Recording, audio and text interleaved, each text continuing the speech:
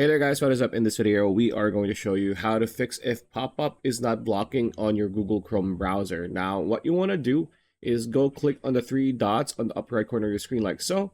And once this pop-up appears, click on settings. You're going to be brought to the settings screen. Now, on the left-hand side, you're going to have the privacy and security option.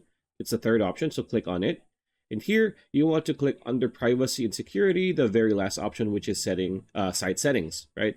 Once you click on site settings, you want to scroll down to the very bottom under content. And on the very last option, it says pop-ups and redirects. That's what we want to click. So we click on this, right? And once we are here, by default, it's going to be set to sites can send pop-ups and use redirects.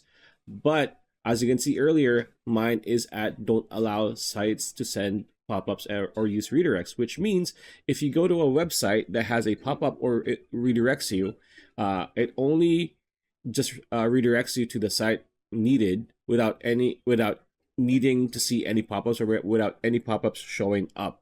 So after that, after you click on here, close Google Chrome and then open it again and you will be good to go. So pretty much it. That's the video. Hope you liked it. Like, comment, share, subscribe, ring that bell icon. I'll see you on the next video.